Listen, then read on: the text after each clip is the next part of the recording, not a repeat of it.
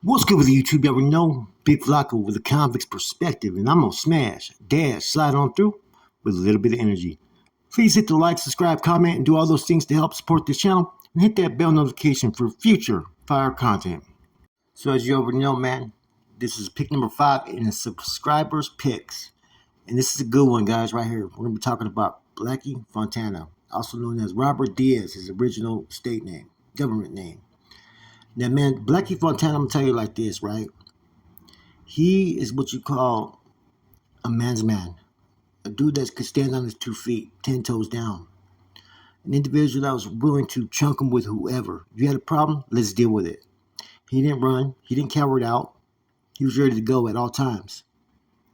Did time in the system, put in work.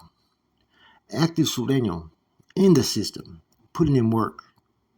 You could not take anything from this man. He's everything that you would expect in an individual. If you were to sit there and say, you know what, man, that's a righteous Sureno right there. That's a righteous individual. And that's coming from a Norteño perspective. Okay, if I was still active, he is what I would consider a righteous Sureno. Gives respect where it's given and takes no shit from nobody. Now, his life was cut short on October 21st of 2017, along with another individual named Arthur Romero, also known as Happy. Blackie Fontana was only 32 years young. Now, before we go into what we possibly think may have happened, right? Let's just talk a little bit about his background. Southside Fontana, right? Went to prison. When he was in prison, he was there. Everybody liked this individual. You know what I'm saying? He was what you would consider one who had his head on straight, one who was there for the homies, one that was also there to represent himself as a Sureno from his barrio, putting his barrio on the map. Now, apparently, out of all people, he was recruited at one time by Miss Pinks, a woman that he was dating, to try to join the high power label, Capone and whatnot. Now, he never actually joined Capone's label, but he got to see everything that was going on with Miss Pinks, Capone, and basically their entourage of what they were doing and the money that they were making. And it didn't sit right with him, okay? First of all, he had a falling out with Miss Pinks. She was drinking all the time, getting drunk, cheating, acting like a whore out there in the streets. Everybody knows this. These are facts. Now, what started to offend Capone, right, was the praise that Miss Pinks was giving Capone and that he had witnessed, knowing that this individual Capone had never done any prison time, had never did any county jail time, and he was living it good, making money off the Sureno name, but not even being a real Sureno. How was someone who's never lived that life going to tell these stories that he's never lived? You know, he was back there in the oils, on the yards, right? Doing all the things that was expected of him in the Pinta, right? So he really took offense to it, like a lot of people would. How was this individual reaping benefits and profits off the Sud when he had never even put in any work or anything? He was just a talented rapper that was benefiting off that. Thriving off the people's blood and sweat is what he felt.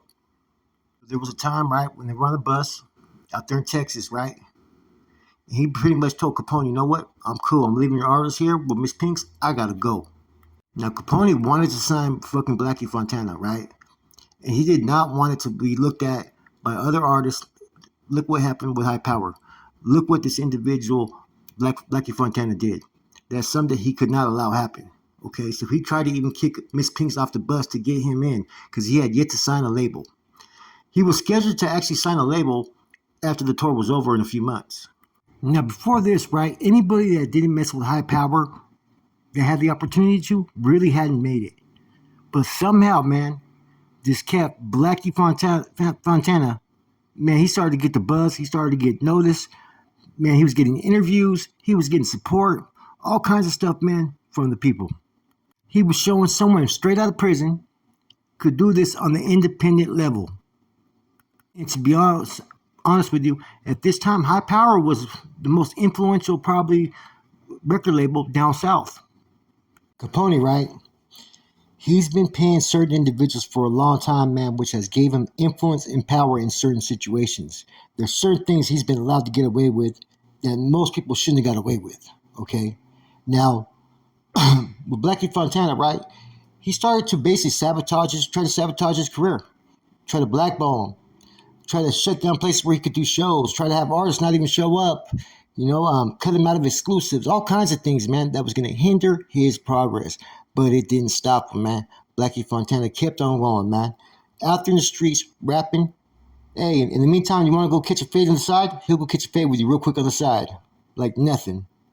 And Miss Pinks was all in the middle of this, making videos and talking about Capone's making all these $1 million deals, and you know what I'm saying, that, he's Blackie Fontana's just not even on that level, just talking shit, trying to instigate the shit, man. She likes the drama, man. Okay? And High Power put it out there. That anybody fucking with Blackie, they're not fucking with High Power. High Power's not gonna fuck with them. In addition to all this, right, he also had all kinds of trolls that were trolling him on the daily, talking shit, talking smack, trying to get under his buttons. And you gotta remember, this is Pintero at the time that just wasn't out too long. And he ain't used to that type of conduct, behavior, cell soldiering, man. Straight winnie ass shit, okay? So, at that time, they were doing meet and greets with fans in different locations, okay? All throughout Southern California and whatnot. Now, it just so happens, on the day that he was killed, they put the location of where the meet and greet was. All the other times, they didn't put the meet and greet locations.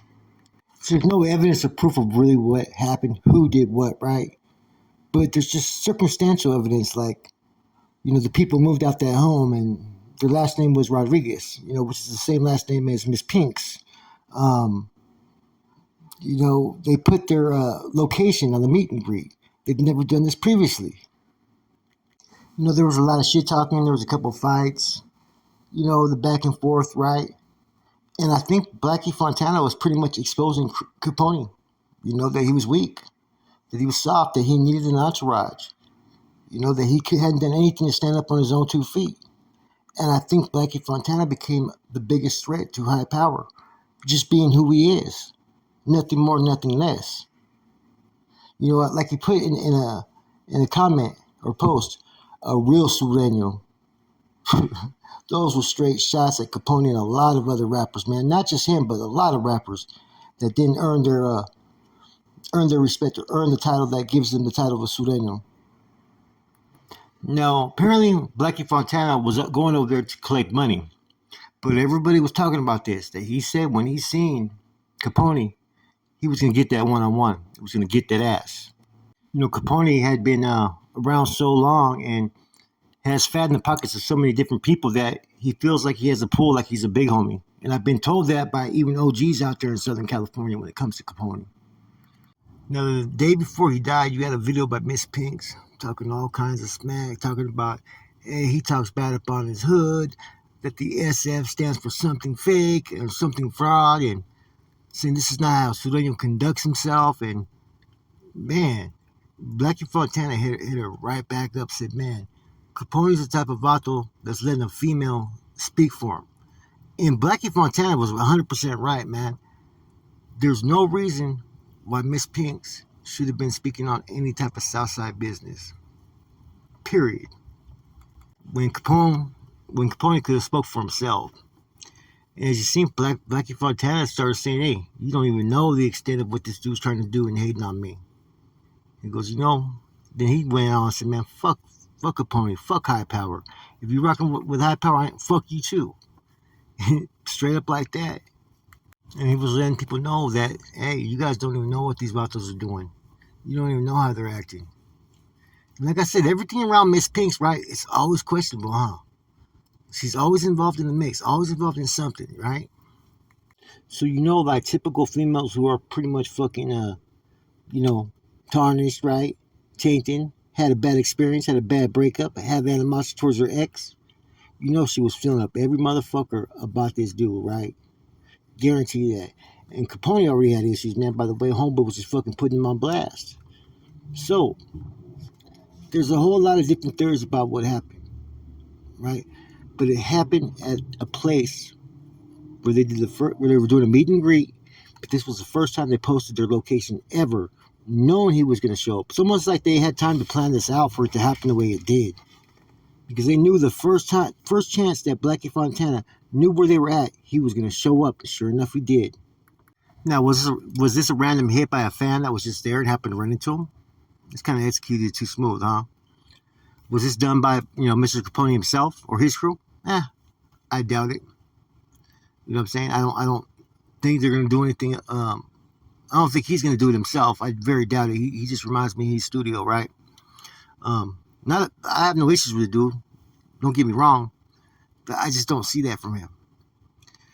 Did he pay someone, or did someone owe him a favor, and maybe the job got done? Booyah.